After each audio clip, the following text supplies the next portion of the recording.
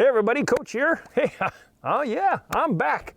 I'm back after a gnarly back injury that I sustained doing one of those stupid little twisty bendy things. You would not want to have me on camera last week, period. I was a suffering son of a, yeah.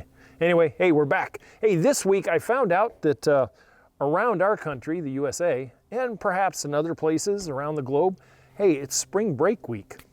But not for my crew.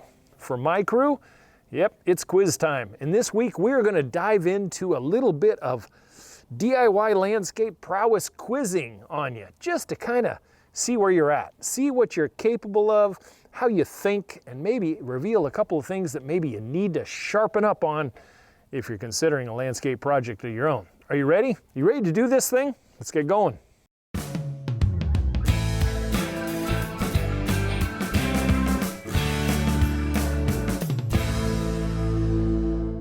Hey, I'll give you 10 seconds. Think back over all of your educational career, from whenever to whenever, however much you ever had. I'll give you 10 seconds to tell me how many quizzes and tests you've taken. Go. Yeah, I didn't think so. I don't think I could even quantify, and I'm not some big, highly educated person. I know that I took hundreds and hundreds of quizzes and tests over my lifetime, and I bet you guys have taken even more. Well, today we're going to dive into a little quiz. We're going to have some fun, and we're going to look into where you sit as far as, landscape competency, sort of, and self-reliance, sort of. We're going to have fun with it. And I hope when we get done with it and you stick with me to the end, you kind of see exactly what I was trying to get at throughout this whole episode. So there's going to be 3 areas that I'm going to give a little quiz on. Number 1 is horticultural knowledge. Number 2 is going to be landscape design and construction. And number three is going to be self-reliance as a homeowner.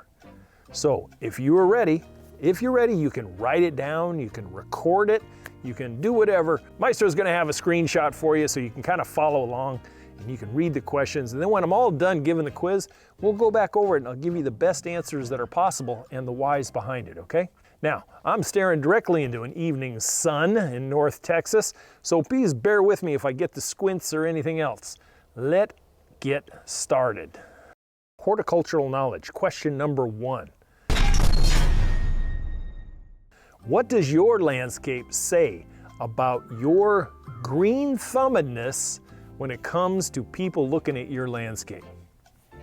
Here you go. A, I am an absolute embarrassment, and the way I approach it is, I think I should mow next month. B, I am always keeping up with those Smiths down the road, and I will always have the landscape that is bigger, better, and badder. I am the flagship in the neighborhood, and I always will be. I'm kind of in the middle of the road. I keep things up, they look neat, but I kind of blend in with the rest of the neighborhood. Nothing special about my landscape. And D, I tend to get really inspired in the springtime when everything's blooming and everybody's talking about doing stuff outside. And then that kind of wanes by summer and I really never do anything to the landscape. So there's question number 1.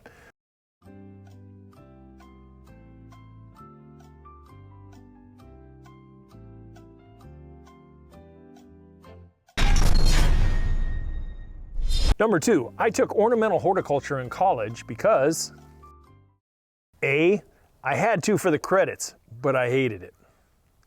B, it interested me and it really sharpened my pencil as far as landscape and plants and the whole green industry genre. C, what the hell is ornamental horticulture and how can I avoid it? And D, my major never suggested anything like ornamental horticulture, and so I didn't even bother.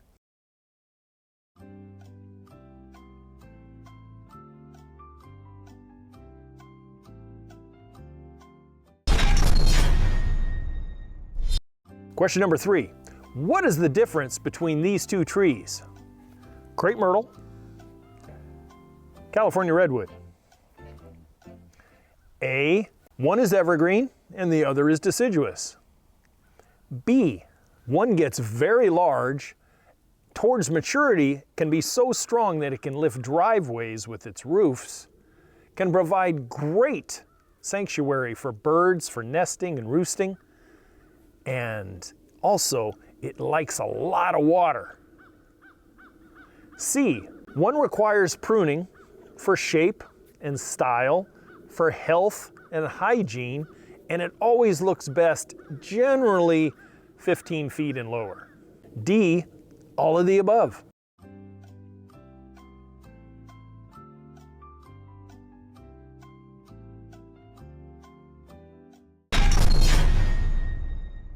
The three numbers on a fertilizer product represents what nutritional elements? A, none, propulsion, killer stuff, dude. In other words, NPK. B, natural percentage, potential for bloom, kick-ass fruit, NPK. C, nitrogen, phosphorus, and potassium cyanide, NPK. And D, nitrogen, phosphorus, and potassium.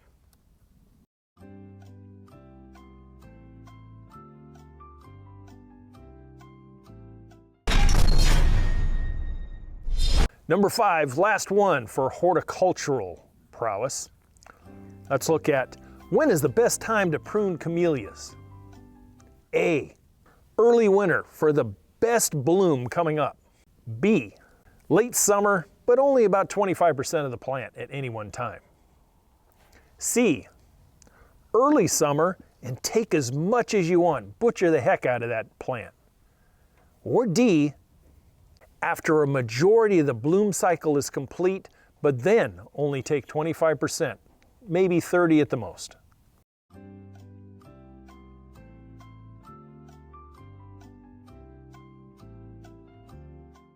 How'd you do on that one? How'd you feel? Did you feel confident? Did you have a little fun with it? Let's move on to our second segment, shall we? Landscape design and construction. Question number 1. Looking at your landscape tool inventory, you're ready to A, mow the lawn and that's about it. B, just about anything a landscape project would call for. C, yeah, basically a hoe and a cup of joe. Everything else I just borrow. And D, what's a tool? Oh yeah, that's me. All right, moving on.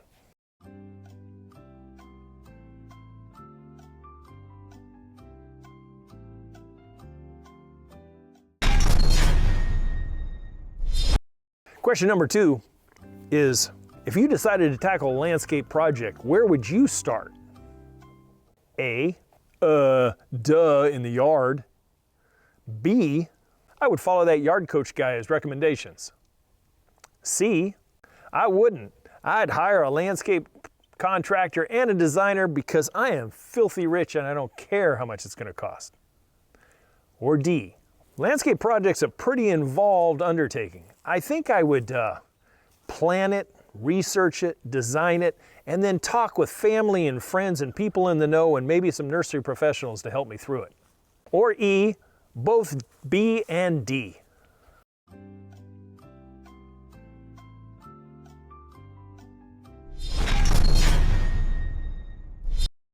Question number 3.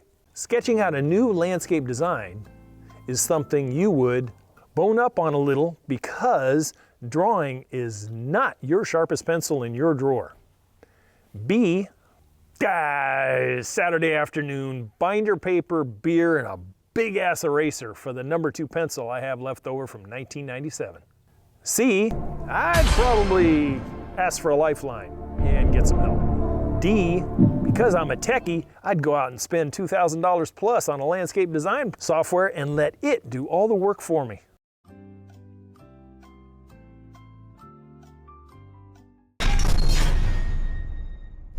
Question number 4. If I was going to create a new front yard, I would base it on A, impulse, B, needs, wants, and budget, C, the nagging spouse who keeps telling me to do it, or D, Needs, budget, and ROI.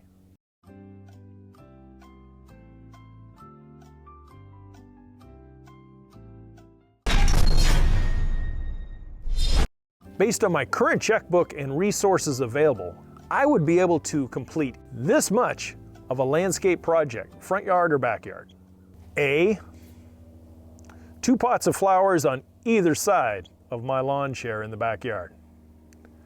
B, 2 sheets of binder paper and a sloppy sketch, which basically equals the amount and depth of my checkbook.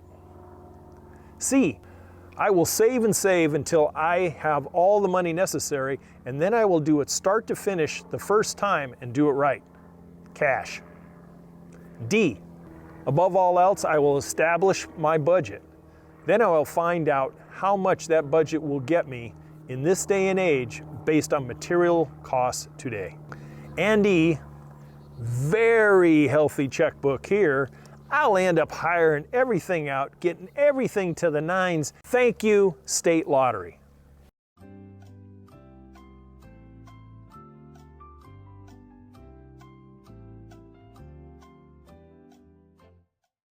Okay, our third section, 5 questions to go. You're almost there, hang in there.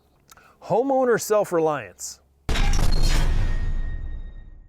Question number 1, self-reliance means to me that I can train my kids to fetch me a beer so I don't have to get up out of the recliner and miss any part of the game. B, allowing for my own growth and education so that as tasks come up, I can research it, learn it, and do it myself. C, calling 5 contractors for estimates to fix that whatever, and when they get there, ask them exactly what they would do and how they would do it, and then dismiss them all, steal their ideas, and do it myself. That is self-reliance. D, wing it. Always. That's how I go through life.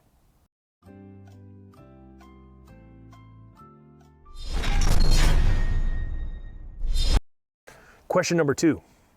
The wife's car needs an oil change. The house needs painting and scraping. And your irrigation valves out front are all cracked because you didn't drain them out last winter and they all need replacing. I think I will. A, I'm gonna go hit the golf course with the guys because they're playing 18 holes on Saturday. B, tell the wife to get her own damn oil changed. I'm gonna hire a painter and I don't give a damn about the sprinklers because it rained the past 2 nights. C, watch a little YouTube this week. Learn how to change the oil myself, paint the house correctly, and repair all of the valves because damn it, this is my castle and I want to keep it as nice as possible. D, ignore all 3 of them and just deal with the consequences.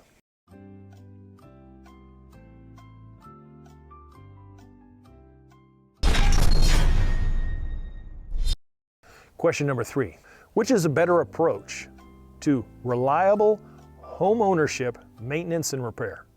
A, prevention is worth a pound of cure. Inspect things regularly, fix as needed, and take care of what you have.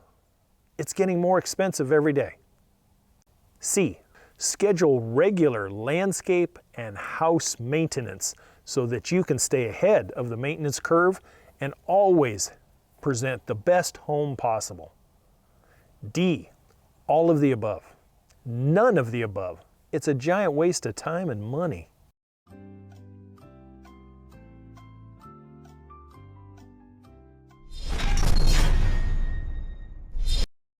Question number 4, where do you rate yourself as far as self-reliance in the landscape? A, not my forte, hate yard work, no desire to learn. I know I'm supposed to know because I'm a homeowner, but I got no idea where to learn it. C, I follow several mentors, both on blogs and YouTube.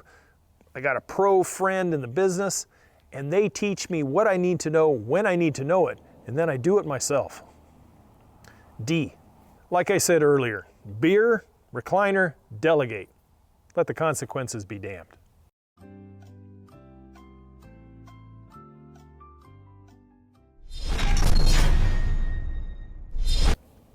And question number 5, the last one of this quiz.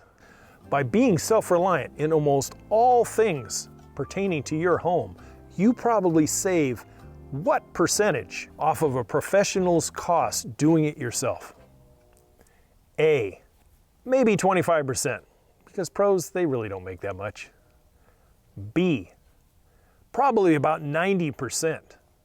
C, probably negative 10 to 20%, because everything I touch I screw up and I have to turn around and have a pro come in anyway and fix what I tried to do myself. D, around 50 to 60%. And E, I got no clue because I don't have an idea of what anything costs nowadays when it comes to landscaping.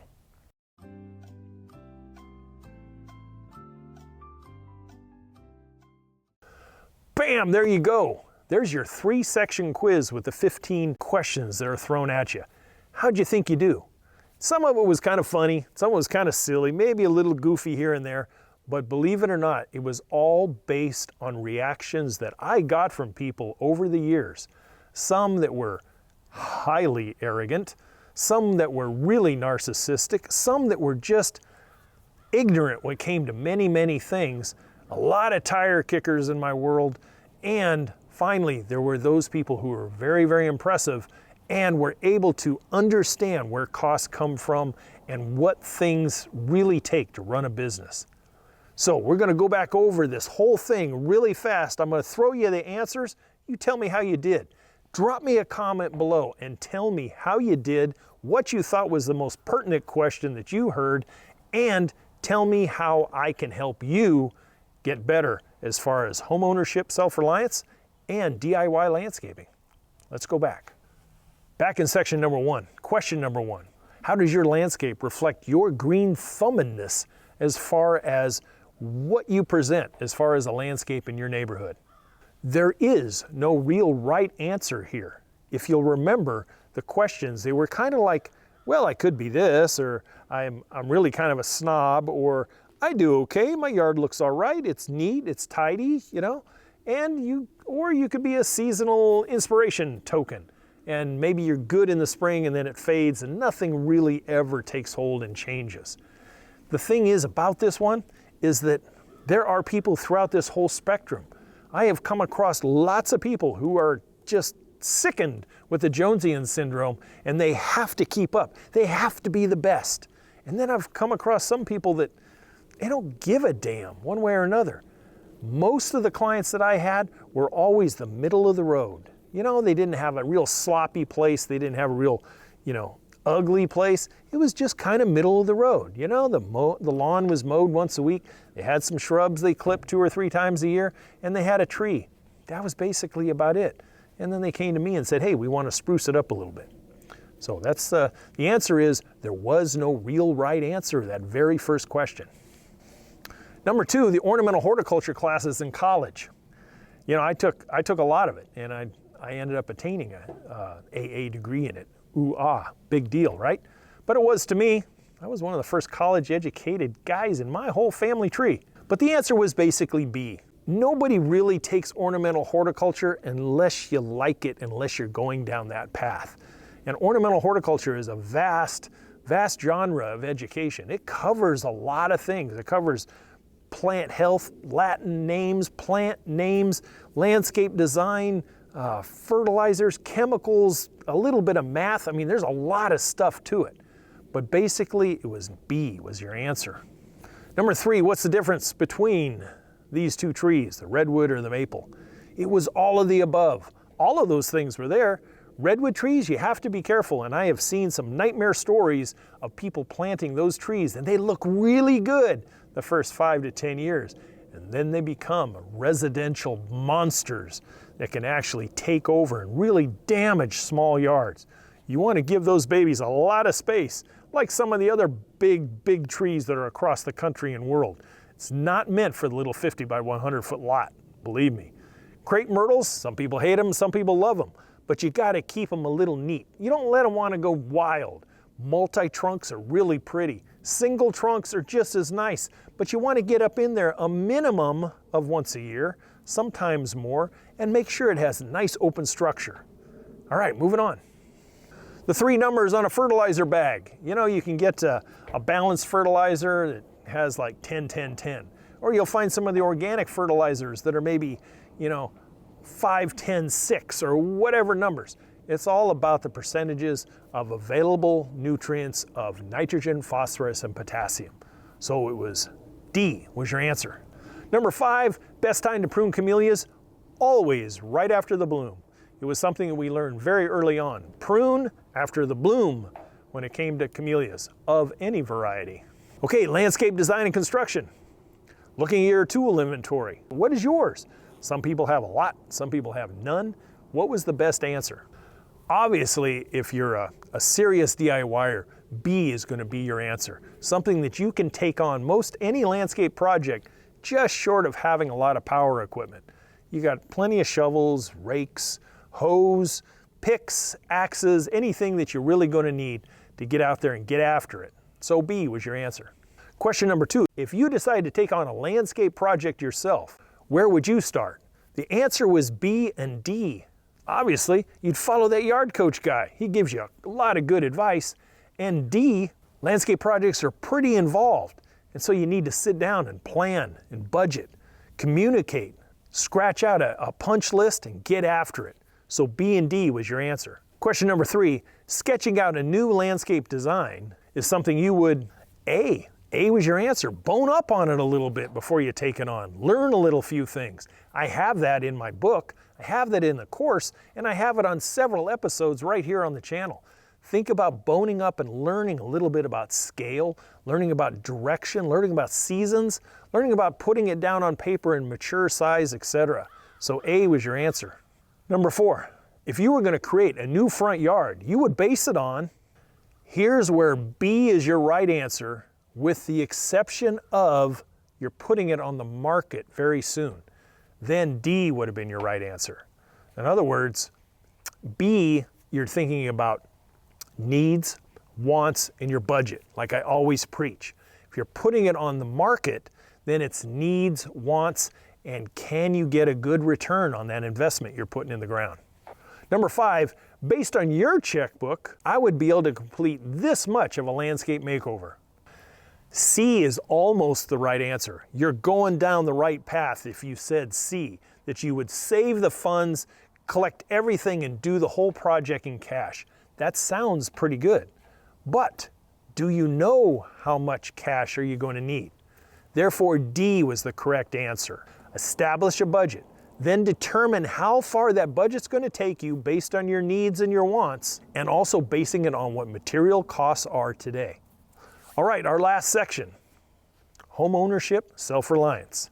Question number 1, self-reliance as a homeowner to me means that I can, the answer was B, allow for my own growth and education so that I can learn and take on all projects pertinent to being a homeowner. Number 2, the wife's car needs an oil change. The house needs scraping and painting, and all those valves in the front yard are all broken because I didn't winterize them last fall. The answer was C. Watch a little YouTube, read a couple of books, learn how to change that oil yourself, learn how to prep, scrape, paint, and do a great job, and also learn how to take out irrigation valve assemblies and put them back in just like a pro. You can do that on YouTube and many, many other outlets in this day and age. There's no excuse not to know how to do something, especially if you're a visual learner like me. Question number 3 was, which is a better approach for reliable and responsible home ownership, maintenance, and repair? The answer was D, all of the above. All of those answers that were there make sense. E obviously does not make sense. In this case, when you take on the responsibility of being a homeowner, and if you're making that mortgage payment every month, it is your ultimate responsibility to take care of it. You can't just let it go to pot and let it go downhill to where you have that house on the block. You're still making a mortgage payment, and the way the house looks, you're losing money instead of gaining equity. So make sure that you take care of what you have. Number 4 is, where do you rate yourself as far as self-reliance out there in the landscape, both front yard and backyard? The answer was C. You generally have some kind of mentorship. You have the ability to learn from other people, whether it be on social media or a friend in the family or a pro at the local nursery. Maybe you hire a consultant for a couple hours and they teach you some stuff. Whatever it is, you learn and you grow up here. Therefore, you can take care of things all around you. And your prowess in that landscape will reflect it. It will look better, grow better, thrive better, and will make you a heck of a lot more proud as a self-reliant homeowner. Question number 5, the last one I threw at you. Being self-reliant in almost all things around your home, you are probably saving what percentage as compared to professional rates and hiring it out? The answer was D, usually around 50 to 60%. That's generally the balance in the professional world. You have 50% materials usually and 50% labor. And don't think that 50% labor is just going into the dude's pocket. It really is not. You have to bust that thing up because he or she is paying people, is paying taxes, is paying licensing fees, is paying workers' comp, is paying maintenance on a vehicle, fuel on a vehicle, etc., etc., etc. So don't think that they're just walking away. If you got a $20,000 landscape quote and my God, he's only going to be here for a week and he's going to make 10 grand, that's ludicrous. It's not the case. The case is that he may make, maybe he'll make 5 grand. Everything else goes to all those costs that I just mentioned. Guys, I hope you got something out of this. Sun's going down. My energy is running low and I'm going to be out of here. I hope, as always, to your landscape success. If you have any questions regarding a landscape project or anything related to the landscape world itself, youryardcoach@gmail.com. Don't forget, over on the website, I've got a great inexpensive ebook and Homescape 1.0, my flagship digital course. Check that out. Also have the Amazon page where some of these products that I've mentioned today regarding designing, regarding fertilizers, regarding tools, etc. are on the Amazon page. A little bit, just goes a little bit to me, which helps keep this thing up and running. Anyway, guys, next Friday, as always, my back's getting better and I'll be there for you anytime you need it. Let's say goodbye for now. See you next Friday.